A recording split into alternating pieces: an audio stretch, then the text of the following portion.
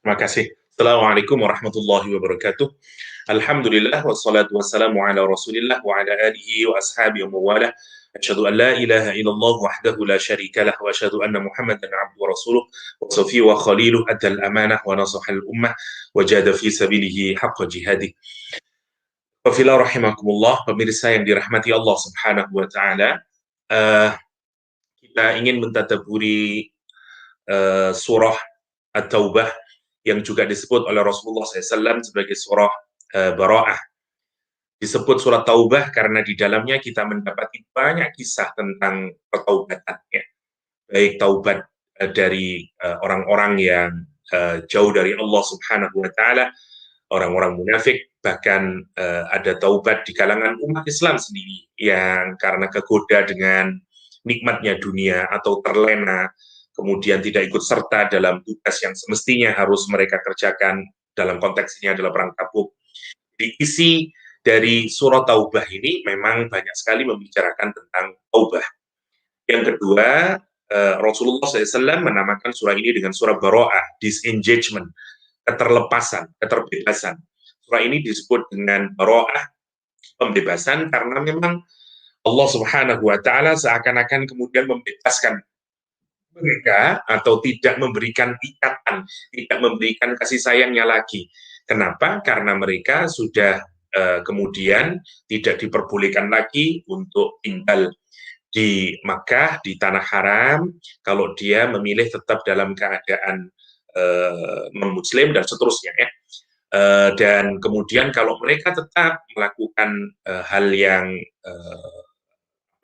tidak berubah, memusuhi agama ini dan seterusnya, maka dideklar peperangan. Karena itu surah ini disebut dengan surah Bara'ah. Surah ini tidak dipakai awalan Bismillahirrahmanirrahim, tapi yang menarik, sebagaimana tadi oleh moderator kita dijelaskan, di ujung ayat ini justru digambarkan karakter Rasulullah SAW yang salah satu karakternya adalah bil mu'minina raufur rahim.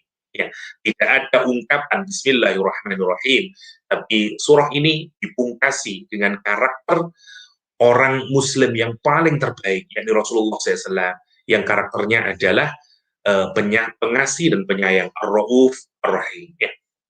Kalau mungkin nanti sempat kita akan melihat di ujung ayat ini, tapi karena bacaannya tadi dari ayat ke-90-an berapa, saya ingin kita melihat ayat 111 dan 112 saja sebagai starting point kita untuk mendiskusikan surah ini. Ingin rasanya mengkaji semua ayat yang tadi dibacakan oleh qori kita, tapi tentu tidak mungkin, ya. Kita lihat dari ayat ke-111 saja dan 112. Jika masih memungkinkan, kita akan pungkasi dengan akhir dari surah At-Taubah. Bismillahirrahmanirrahim. Inna Allah ashtara minal mu'minina anfusahum wa amwalahum bi anna lahumul jannah. Yuqatiluna fi sabilillah fayaqtuluna wa yuqtalun. Wa'dan 'alaihi haqqan fit Taurati wal Injil wal Qur'an wa man awfa bi ahdihi minallah fastabshiru bi bai'ikumul ladzi bai'tum bih wa dzalika huwal fawzul 'azim. Ayat ini memiliki asbab nuzul yang menarik. Saat itu misalnya kalau kita terima riwayat yang dikutip misalnya oleh Imam Qurtubi dalam tafsirnya, dan demikian juga oleh Ibnul Jauzi dalam tafsir Zadul Masirnya, bahwa annal ansar, orang-orang ansar, lamma bay'at Rasulullah SAW Lailatul Aqabah, ketika orang-orang ansar berbaiat pada malam Aqabah, wa kanu sab'ina rajulan, yakni mereka berjumlah 70 orang. Jadi ayat ini turun kira-kira tahun mendekati tahun atau akhir ujung tahun ke-10 Hijrah, ke-10 Hijrah, atau ke tahun ke-11 dari kenabian Rasulullah Shallallahu Alaihi Wasallam. Jadi saya petakan dulu, ya. Jadi surah ini atau ayat ini turun berkenaan dengan kondisi di mana Rasulullah SAW setelah mengalami Amul Huzn, ya, dakwah di Mekah kesusahan sekali, karena apalagi kemudian ditinggal mati oleh Abu Thalib dan Khadijah, Nabi kemudian melihat bahwa peluang untuk berdakwah di Mekah tidak mungkin, karena itu beliau mencoba mencari kota lain untuk mencoba menjadikan lahan dakwah yang baru, karena Mekah dianggap sudah tidak mungkin untuk mengkultivasi iman di sana. Maka Taif menjadi pilihan. Tapi apa yang terjadi? Masyarakat Taif justru menghina Rasulullah SAW dan melempari batu. Maka Nabi kemudian pulang dari Taif. Pilihan satu-satunya pada diri Rasulullah SAW di dalam meneruskan dakwah itu adalah mencoba mendekati orang-orang yang melakukan umroh dan haji dari kabilah-kabilah di luar Makkah. Itu saja pilihannya. Seakan-akan buntu semuanya sudah. Ya, Makkah buntu, Taif buntu. Tapi yang menarik kemudian, sebagaimana yang kita ketahui bersama, di Yasrib sana atau di Madinah sana, Aus dan Khazraj mengalami peristiwa yang sangat memukul mereka, yaitu perang terbesar mereka, yaitu perang Bu'ath. Hampir satu generasi yang tua mati semuanya, sehingga mereka kecewa dengan apa yang telah mereka lakukan 120 tahunan perang terus-menerus. Sehingga kemudian mereka mencoba mencari solusi bagaimana menyelesaikan apa namanya problem sosial yang tidak bisa mereka selesaikan antara Aus dan Khazraj ini. Dan mereka mendengar ada Nabi Muhammad SAW yang barangkali layak untuk didengarkan. Maka mereka datang ke Mekah dan mendengarkan bagaimana Islam dijelaskan oleh Rasulullah SAW, dan mereka tertarik sehingga kemudian mereka berbaiat kepada Rasulullah SAW di Aqabah, yaitu di tempat lemparan batu ya, yang disebut dengan Jumratul Aqabah. Jadi ini bagian dari gunung tersebut yang sekarang mungkin sudah diratakan karena semakin banyaknya orang haji. Karena itu disebut dengan Bai'atul Aqabah karena tempatnya di sana. Singkat cerita, ayat ini turun untuk kali kedua baiat itu berlangsung. Jadi awalnya sekitar kalau saya tidak keliru ada 5 atau 7 orang, 5 insya Allah yang datang, para pemuda ini menyatakan kesetiaan kepada Rasulullah SAW.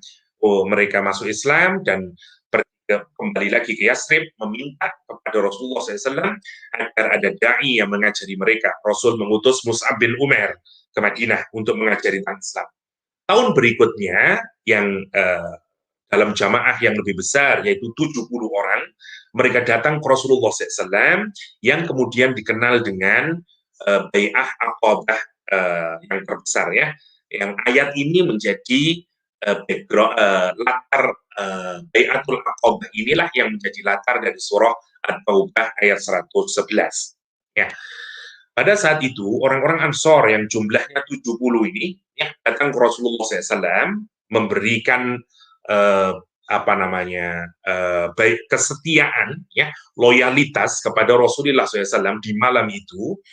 Dan kemudian mereka berkata, salah satu di antara mereka yaitu Abdullah bin Rawahah berkata kepada Rasulullah SAW, ya Rasulullah, kata, ya wahai Rasulullah, istadid bi rabbika wa li nafsika ma syi'ta, kata dia, berilah syarat kepada Tuhanmu dan kepada dirimu, terserah kamu deh, apa syaratnya? Ya, kami ini mau masuk Islam, kami ini mau bersetia kepada Allah dan Rasulnya. Syaratnya apa? Rasulullah SAW menyatakan, ashtaritu li rabbi an ta'buduhu, kata Rasulullah SAW, aku mensyaratkan ya untuk Tuhanku, yakni Allah Subhanahu wa taala, agar engkau menyembahnya wala tusyriku bihi syai'an, engkau beribadah kepada Allah Subhanahu wa taala dan jangan syarikatkan, jangan berbuat syirik ya, jangan berbuat syirik, mensyarikatkan Allah dengan apapun saja. Wa ashtaritu, kata Rasulullah, dan aku mensyaratkan di nafsi untuk diriku sendiri, antamna'uni mimma tamna'una minhu anfusakum, agar kalian itu mencegahku dari apa yang kalian juga mencegah untuk diri kalian sendiri. Jadi kalian mau memprotek aku, ya kira-kira begitulah. Sebagaimana kalian memprotek diri kalian sendiri. Qalu fa idza fa'alna dzalika fama lana. Oke ya Rasulullah, kalau kami melakukan dua syarat itu, satu, kami beribadah kepada Allah Subhanahu wa taala, menyembah Allah Subhanahu wa taala dan tidak berbuat syirik. Yang kedua, kami akan memproteksi, loyal kepada engkau, ya, mensupport engkau, apa yang kami dapatkan? Qala Rasulullah SAW kemudian menjawab, al-jannah, surga, kata Rasulullah. Maka orang-orang Ansor, 70 orang Ansor menyatakan, Robi halbe. Sungguh perdagangan yang banyak sekali labanya. Ya, saya memberikan dua, yaitu saya beribadah kepada Allah, tidak mencirikan. Yang kedua, saya akan memproteksi Rasulullah SAW sebagaimana saya memproteksi diri saya sendiri, kata dia, maka saya dapat surga. Ini tentu bisnis yang sangat banyak sekali labanya. Karena itu mereka menyatakan, la nuqilu wa la nastaqilu. Ya, kami tidak akan mundur dan kami tidak akan berusaha mundur. Kami akan maju dengan syarat ini. Kemudian turunlah ayat ini, innallaha astara minal mu'minina anfusahum wa amwalahum bi anna lahumul jannah. Mari kita lihat ayat ini. Ayat ini bicara tentang ishtira, jual beli. Yang menarik, keberagamaan ini di dalam agama kita itu kadang-kadang memang disimbolisasikan dengan seperti sebuah bisnis. Tetapi kadang-kadang juga di gambarannya berbagai macam ya. Ada sebagaimana Sayyidina Ali menyatakan orang beragama itu bisa gambarannya seperti bisnismen, seperti budak, dan seperti pecinta. Ya. Yang menarik, ketika Allah menggunakan gambaran dagang, itu memang yang diseru adalah terutama mentalitas-mentalitas yang belum kokoh di dalam agama. Misalnya, ketika Allah menyatakan mayyuqridullaha qardan hasana, siapakah di luar sana yang mau meminjamkan kepadaku pinjaman yang baik? Siapa di sana yang mau menghutangiku dengan hutang yang baik? Maksudnya tidak ditentukan kapan saya harus membayarnya dan tidak ditagih misalnya. Itu biasanya disebut dengan qardul hasan.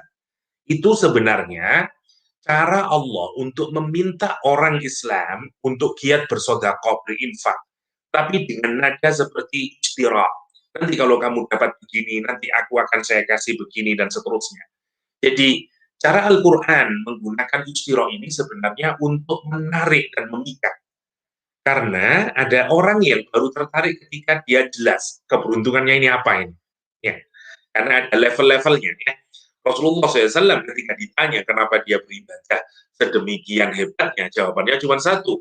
Ya, afala akuna abdan syakura. Karena Rasul ingin menjadi hamba yang sangat bersyukur pada Allah SWT. Maka seluruh aktivitas yang dilakukan oleh Rasulullah, pengabdian, ibadah yang dilakukan Rasulullah SAW sebenarnya adalah manifestasi atau realisasi dari rasa syukurnya Rasulullah SAW. Ya, tetapi tidak semua orang bisa memiliki motivasi seperti Rasulullah SAW. Ya, maka motivasi berikutnya adalah motivasi istirahat, motivasi dagang.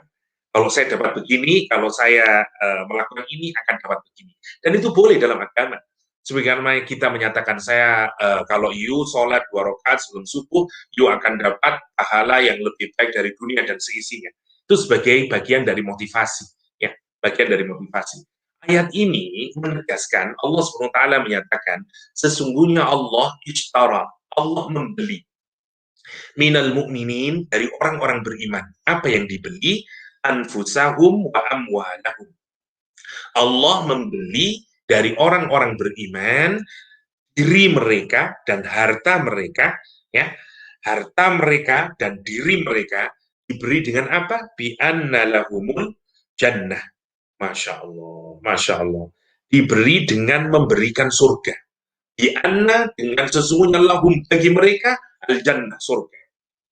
Kalau orang itu mau menukarkan, ya mau berjual beli, ya, orang-orang mukmin itu, ya, mereka menjual dirinya dan menjual hartanya, ya, kepada Allah Subhanahu wa Ta'ala, maka dia akan mendapatkan balasan yang berupa surga. Oke, mari kita pikirkan dulu. Ini menarik kalau kita pikirkan dalam bisnis, orang itu kalau merasa bahwa apa yang akan didapatkan itu jauh lebih beruntung dari apa yang dia berikan modalnya, tentu saja orang akan dengan sangat senang hati melakukannya. Kalau orang tidak tertarik dengan ayat ini, itu justru karena yang pertama, dia tidak tahu apa imbalan yang akan diberikan oleh Allah Subhanahu wa taala. Dan apa prasyaratnya? Mari kita lihat dulu.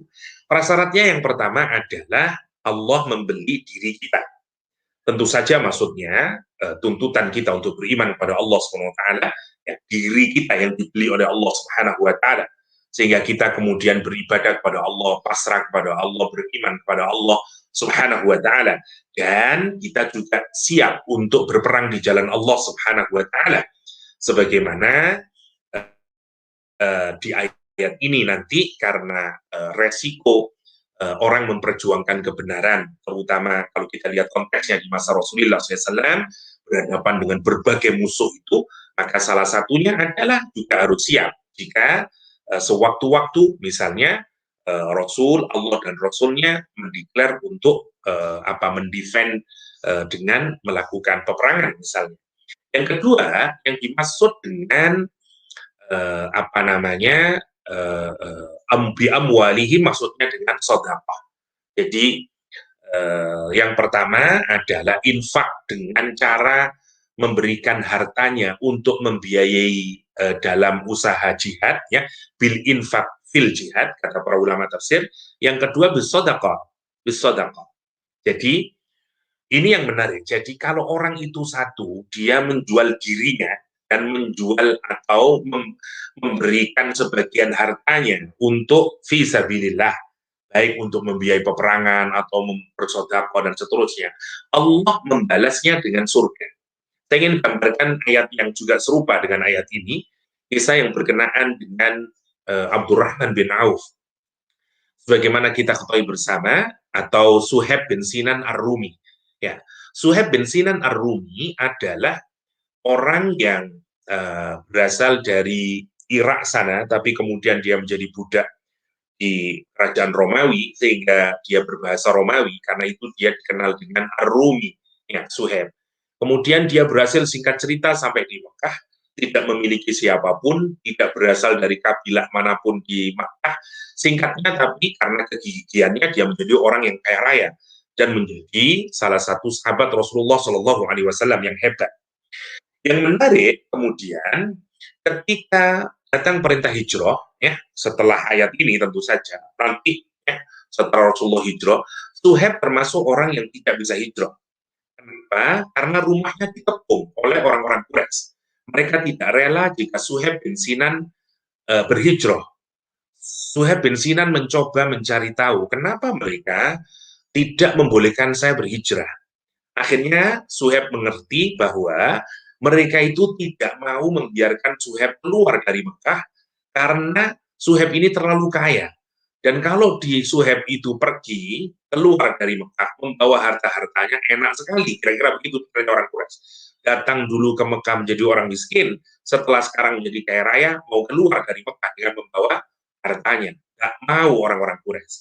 Maka Suhaib kemudian menukarkan yang digambarkan Al-Quran, menukarkan seluruh hartanya dan menukarkan dirinya, karena mereka dikepung sampai dalam kita tahu Suhaib itu bikin trik, malam itu dia keluar terus ke kamar mandi, sehingga orang yang mengepung mengira, wah Suhaib sakit perut, dan kita amanlah, kita rileks malam ini, tidak usah menjaga Suhaib.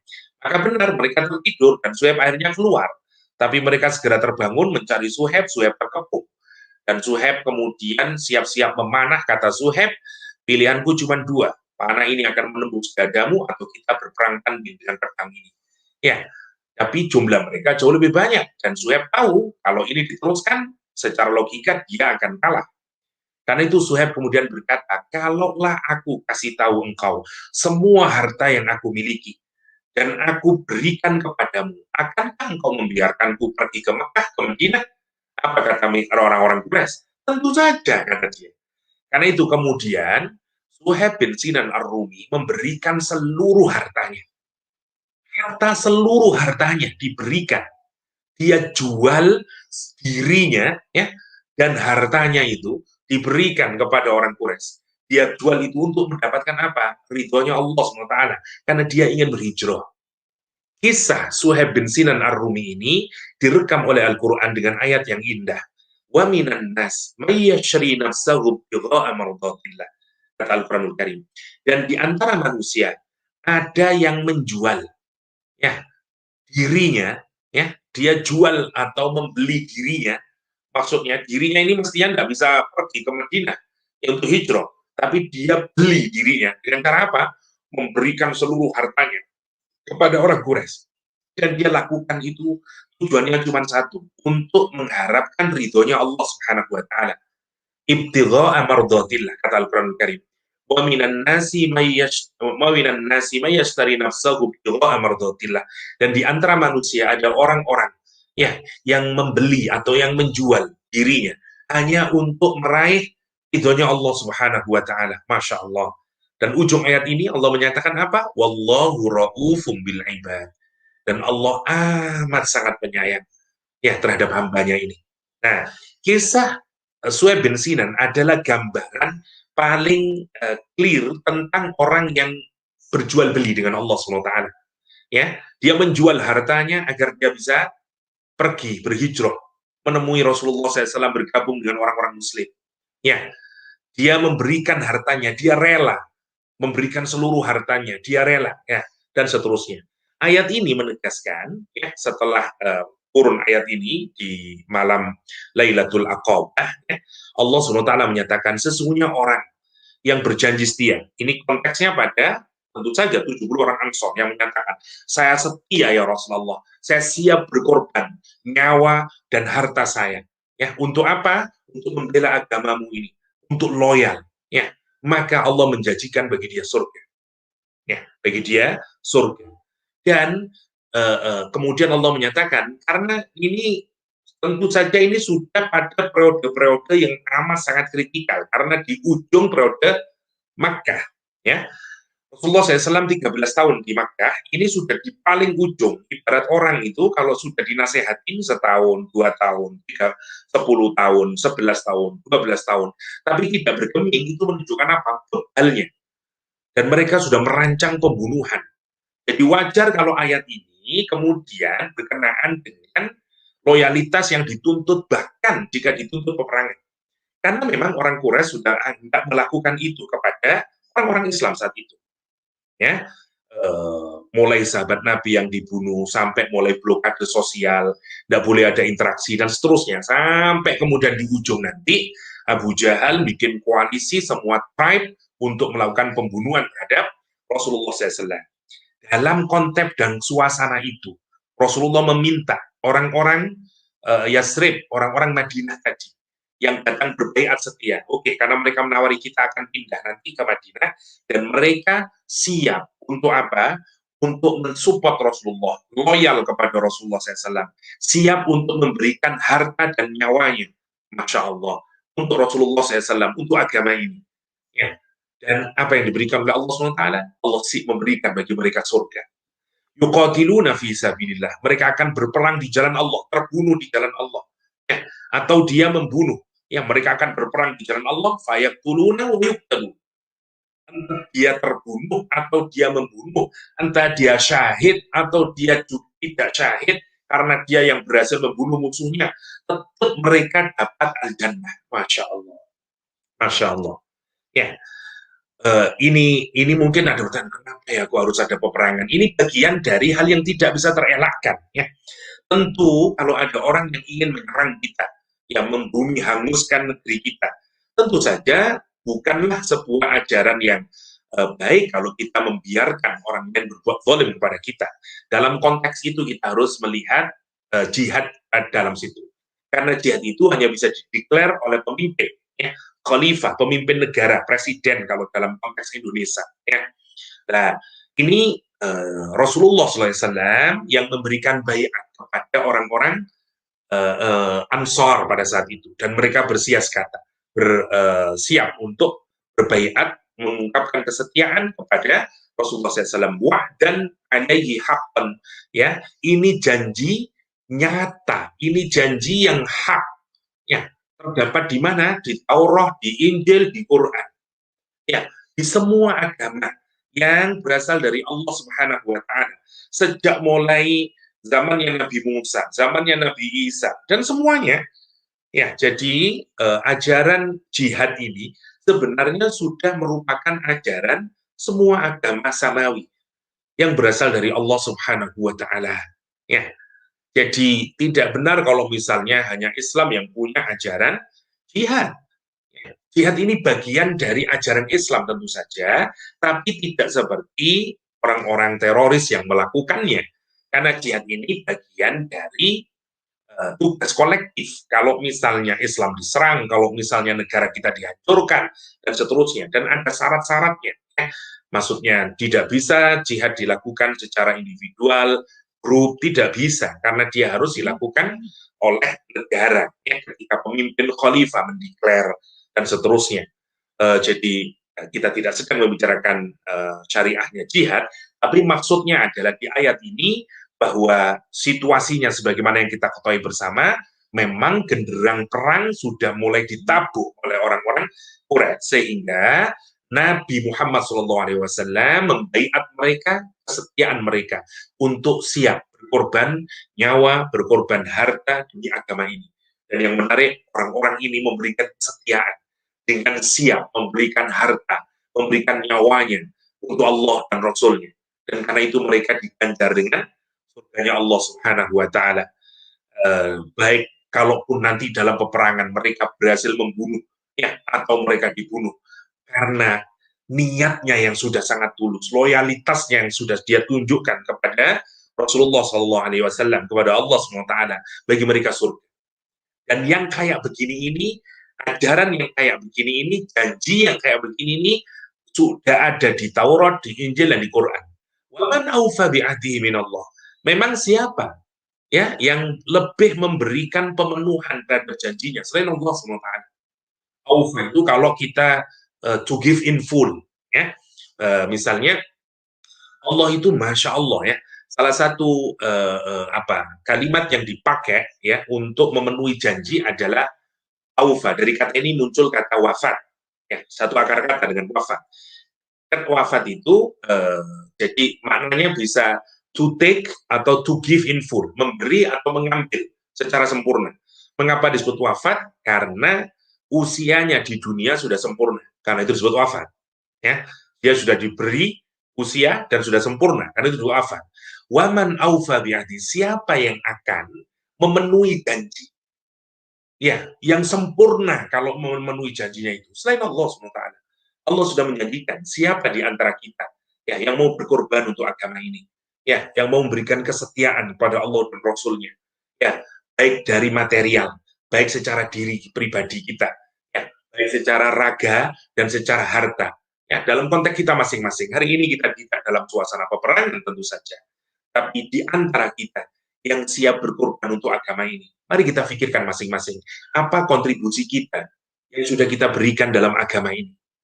Kontribusi fisik kita, sudahkah kita ikut membantu otak kita, apa yang sudah kita berikan untuk Islam, dari kejenialan yang diberikan oleh Allah, fisik kita yang gagah ini, apa yang sudah kita berikan untuk agama ini, ya dan seterusnya, ya pangkat kita, jabatan kita, dan seterusnya, dan terakhir harta kita ini karena Allah, apa yang sudah kita berikan untuk agama ini.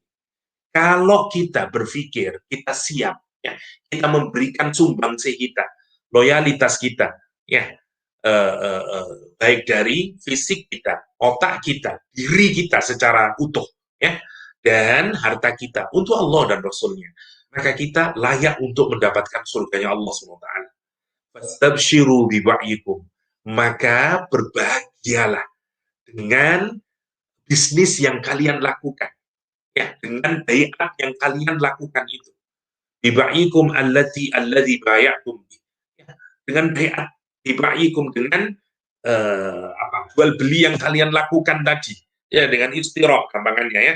Kalau kita lihat dengan jual beli yang telah kamu lakukan berupa baiat tadi, setia dia siap melakukannya, itu seperti jual beli dengan Allah Subhanahu wa taala, dengan Rasulullah sallallahu alaihi wasallam. Masya Allah. Wadzalika huwal fawzul azim.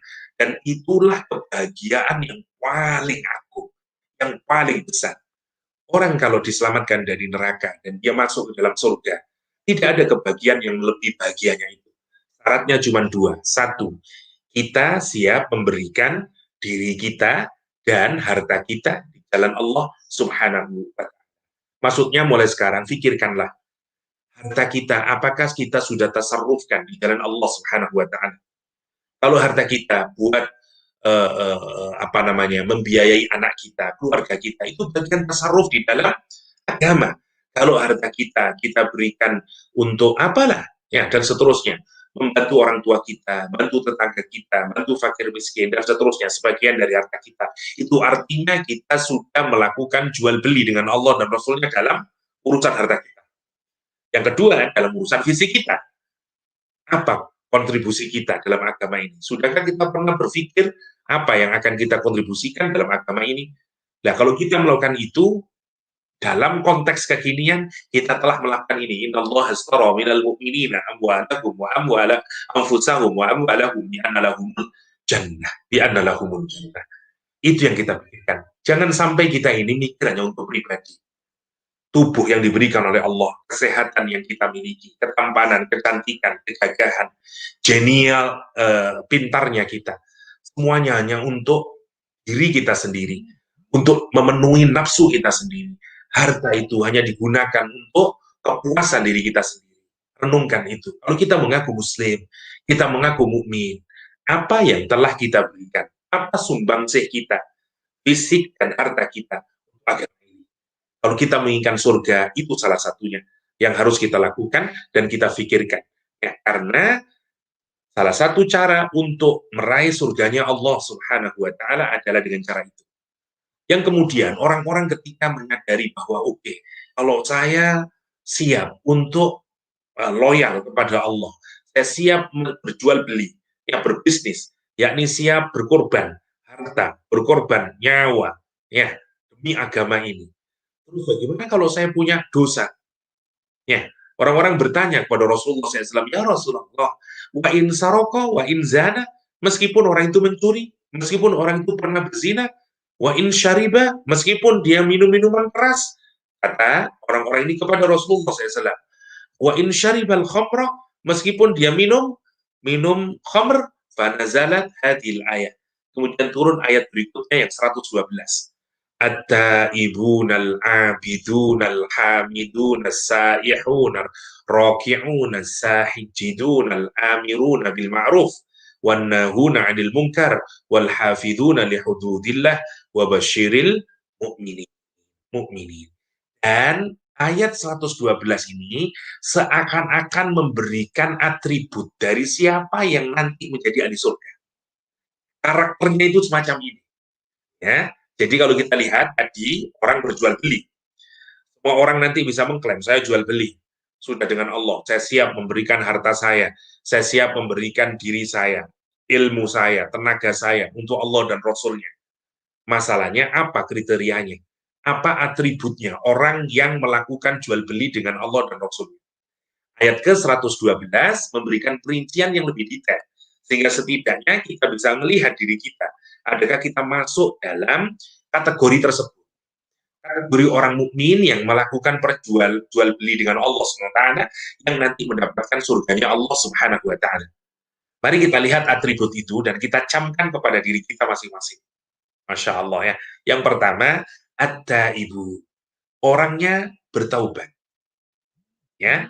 At-taibun dari kata tabayatubu ay roja'a. Taibun adalah, lihat, kalimatnya dibikin isim fa'il, dibikin the door. Artinya orang ini senantiasa berkembali kepada Allah. Sifat manusia memang melakukan kesalahan, tapi sifat ahli jannah adalah, sifat orang penduduk surga adalah, kalau dia melakukan kesalahan, dia terus cepat bertaubat. Fauran, seketika itu juga.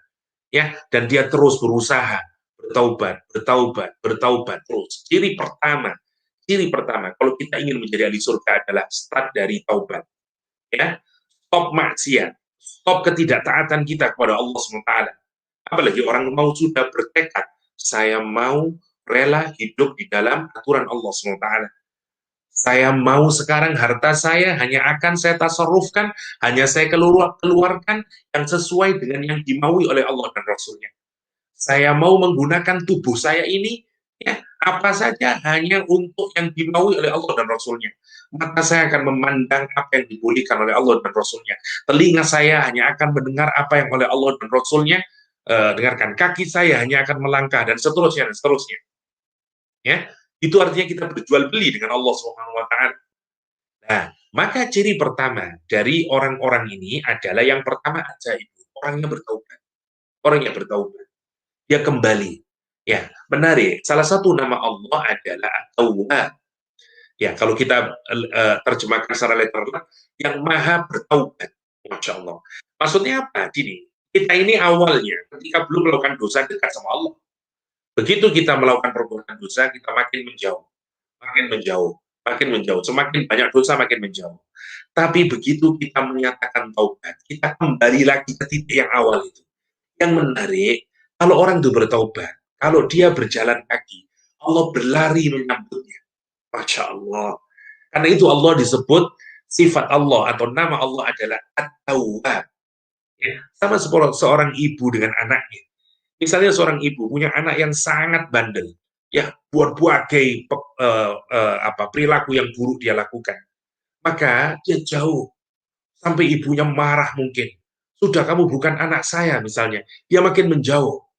Tapi yang menarik, begitu anak ini telepon pada ibunya, ibu, maafkan saya ibu, saya sekarang bertobat ibu. Siapa seakan-akan yang mau lebih cepat larinya untuk memeluk anak ini? Anaknya yang lari cepat memeluk ibunya, atau ibunya yang lari lebih cepat memeluk anaknya? Ibu. Karena ibu lebih cinta, ibu lebih, Masya Allah. Semarah-marahnya ibu, itu marah karena kasih sayang. Nah, sekarang bayangin, Allah dengan makhluknya ini, hambanya, dengan kita semuanya. Kalau kita ahli maksiat, kita jauh dengan Allah.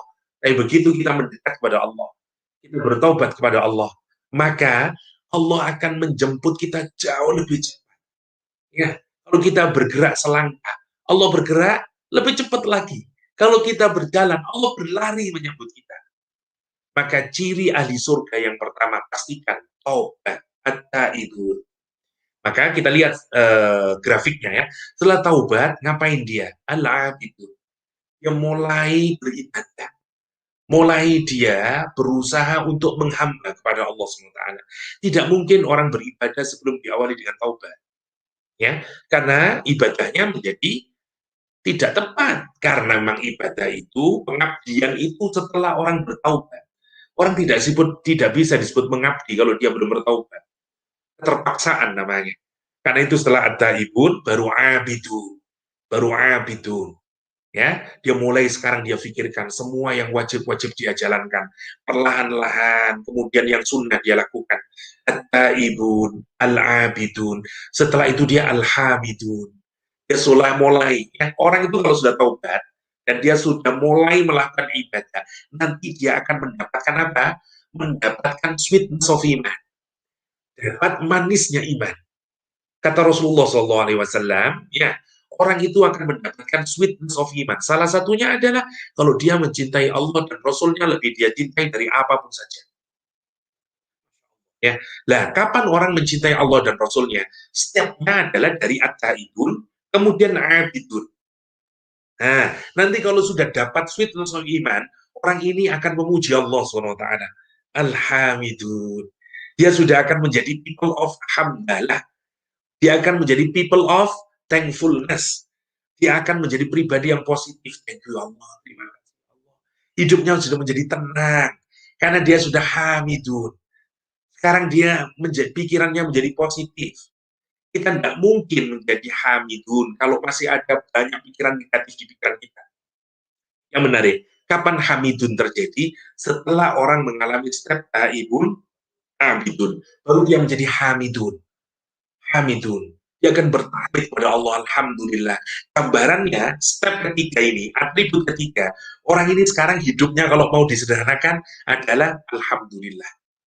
Hilang sudah kegalauan, kesedihan, kebingungan, marah, dengki, ya, semua hal yang dulu dia alami ketika dia jauh dari agama. Sekarang nampak keceriaan dalam dirinya. Gambarannya adalah Alhamdulillah, people of Alhamdulillah.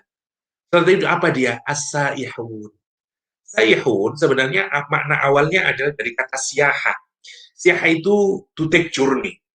Dulu karena orang-orang Nasrani itu salah satu ibadahnya adalah saihun. Kalau dia bepergian, itu seperti dia meninggalkan dunia ini. Dan itu salah satu ibadah yang hebat karena meneladani Isa al-Masih. Nah, kemudian Rasulullah Shallallahu Alaihi Wasallam menyatakan ada siyahu ummati adalah jihad. Para ulama biasanya mengartikan as-saihun ini dengan macam-macam. Ada yang mengartikan jihad, ada yang mengartikan puasa, karena sama, orang yang saihun, dia meninggalkan rumahnya, dia pergi untuk waktu tertentu berdakwah, ya, itu saihun, salah satu tipe ibadah, yang tapi kemudian dalam agama Islam, saihun diartikan dengan so'imin, orang yang berpuasa, karena dia sekarang mulai meninggalkan kesenangan tubuhnya, bahkan kesenangan yang dibolehkan oleh Allah SWT, tapi dia mulai rendahkan. Ada yang makna yang ketiga adalah orang-orang yang mencari ilmu. Kalau kita gabung, orang itu kalau sudah mulai taubat, dia mulai hiasi dirinya dengan ibadah, sudah mulai dia, dan kemudian nampak pada pribadinya, dia mencicipi sweetness of iman, yang manisnya iman, dia menjadi people alhamdulillah, akibatnya apa dia? Mulai dia cinta dengan ilmu, kemudian dia lihat, sekarang dia sudah levelnya bukan meninggalkan yang haram, ya, bukan lagi mengamalkan yang sunnah, itu sudah di hamidun. Di saihun dia sudah mulai mengurangi yang mubah. Dia punya banyak harta. Dia bisa beli Rubicon, dia bisa beli macam-macam mobil sebenarnya. Tapi sekarang dia enggak. Saya sebagian harta saya mau saya bagikan untuk orang miskin. Ya, dan seterusnya dan seterusnya. Sebagaimana Umar bin Abdul Aziz, ya, ketika dia sholat di satu masjid, Amirul Mukminin, tetapi dia mengenakan gamis yang tambalannya itu dari tangannya ini sampai ke punggungnya. Orang kemudian berkata, ya Amirul Mukminin, bukankah Allah memberikan harta kepadamu? Mengapa kau berpakaian semacam itu? Kemudian Umar bin Abdul Aziz menundukkan pandangannya lama, dan kemudian dia setelah itu terbangun dan menyatakan, kalau orang yang menyederhanakan berpakaian karena dia mengharapkan ridhonya Allah, maka orang itu nanti disebut sebagai siapa? Jeniusnya surganya Allah SWT. Orang itu akan menjadi ahli surganya Allah SWT. Ya, orang-orang saleh, bukan dia tidak mau bermewah-mewahan ya terhadap hal yang mubah, tapi dia sekarang kurangi. Kalau misalnya dia bisa membeli apapun, tapi enggak, saya mau berbagi dengan yang lain. Namanya sa'ihu. Sa'ihu. Naik lagi gambarannya sekarang apa? Semakin dirinya semakin hilang. Karena sekarang apa? Sekarang dia membesarkan Allah SWT. Egoismenya sudah tidak ada. Selfishnya mulai hilang. Dia tenggelam dalam apa? Roki'un, sajidun. Ya. Sekarang gambaran dia adalah gambaran orang yang ruku, yang sujud kepada Allah SWT. Ya, Masya Allah. Dia semakin jelas destinasinya, tujuan dia hidup. Sekarang clear. Ya, dia ruku bersama orang yang ruku. Dia sujud bersama orang yang sujud. Jadi lihat sekuennya menarik sekali ya. Taubat, ibadah, hamdalah, kemudian saihun, roki'un, sajidun, dan paling ujung ngapain dia? Al-amiruna bil ma'ruf wan nahuna 'anil munkar. Lihat, perhatikan kapan orang itu engage di dalam amar ma'ruf nahi munkar. Kapan bisa efektif? Setelah orang melalui peristiwa itu. Dia bertaubat, dia mulai membaiki dirinya dalam amal ibadah, menghiasinya, sehingga kemudian pribadinya berubah menjadi people alhamdulillah, dan kemudian dia menjadi pribadi makin baik, zuhudnya kelihatan, dan cinta lagi dia sama dunia, tapi cintanya sama akhirat, saihun, dan hidupnya kemudian lihat, hidupnya untuk ibadah, hidupnya untuk ruku, hidupnya untuk sujud, dia sadar bahwa dia akan ditanahkan.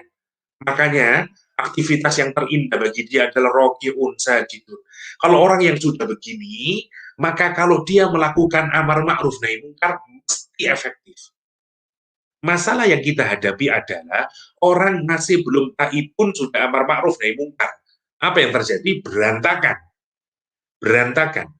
Mari kita lihat, orang yang menjadi ahli surga itu, lihat sekuennya. Ini bukan berarti amar ma'ruf nahi munkar kita lakukan jika kita melihat keburukan, tapi perhatikan, kalau kita ingin menjadi amiruna bil ma'ruf, orang yang memerintahkan yang ma'ruf, wan nahuna 'anil munkar, dan orang yang mencegah terhadap kemungkaran, harus mulai dari apa? Kita harus benahin diri kita sendiri dulu juga. agar efektif itu. Taibun, abidun, hamidun, saihun, rokiun, sajidun, baru amirun bil ma'ruf. Setelah itu, yang paling terakhir, ngapain dia? Hafizuna lihududillah. Dia protecting, dia menjaga ketentuan-ketentuan Allah, hukum-hukum Allah. Hidupnya sekarang begitu. Kalau dulu dia hidup maunya dirinya sendiri. Sekarang enggak. Dia hidup dengan jelas apa yang harus saya lakukan, ini tidak boleh, ini enggak boleh. Masya Allah. Orang yang bisa begitu, wabashiril mu'minin, dan berikan kabar gembira kepada orang mukmin yang kayak demikian itu. Ya, maka lihat ayat ini begitu indahnya.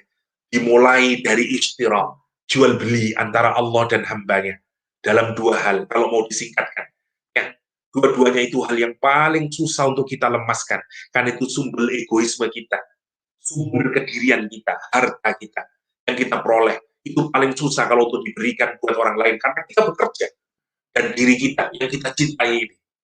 Kalau kita berani kemudian menggeser harta dan diri kita, kemudian fokusnya bukan lagi kepada diri kita, tapi untuk Allah, untuk Rasulullah.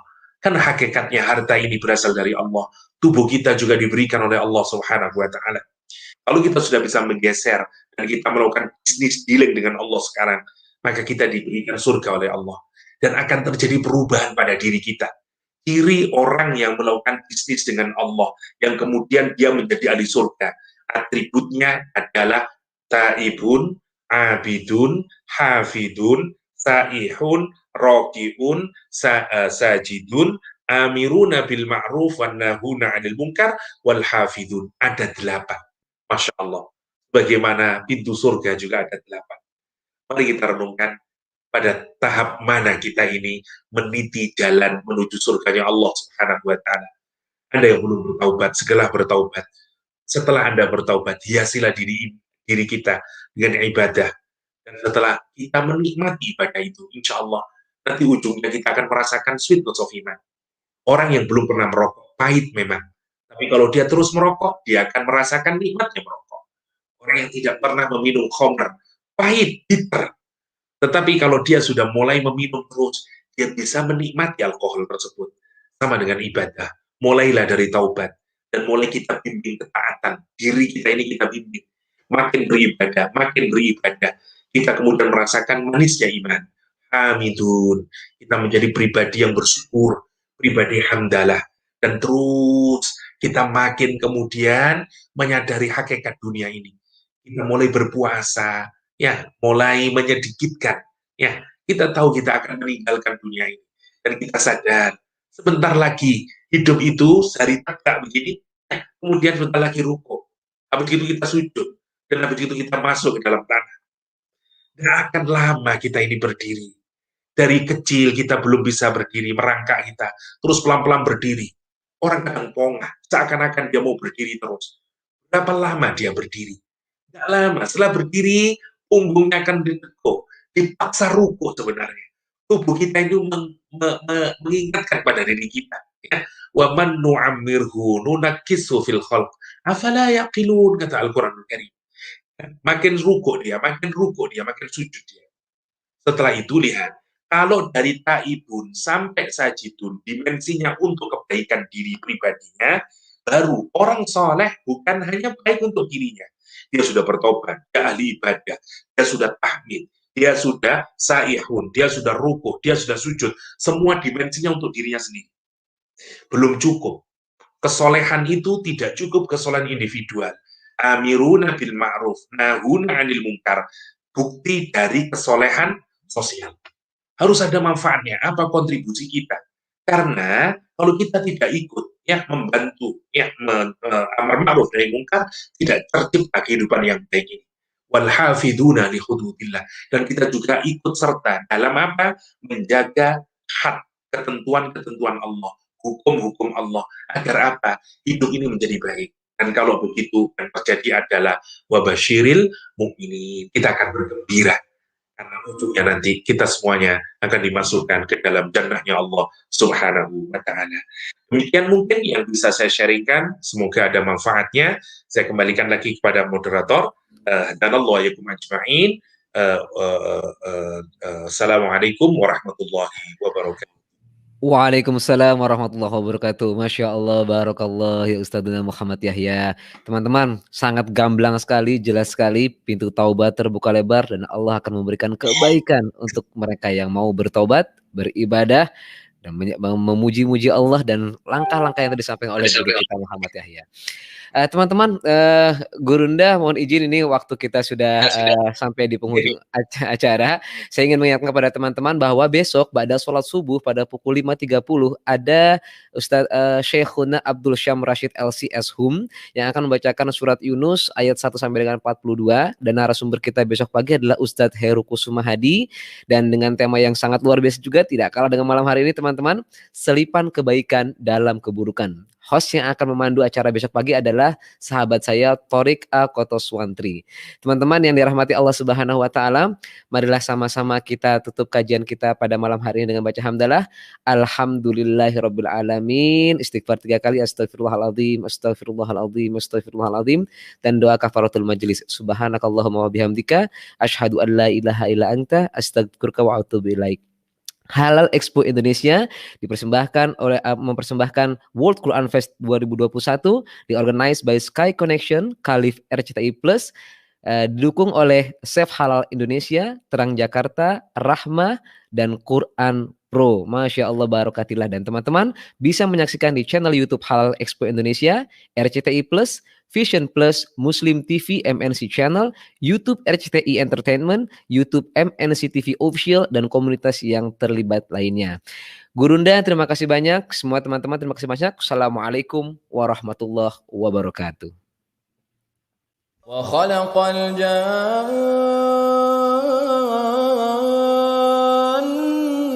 min marijin min nar fabi ayyi ala'i rabbikuma tukadziban.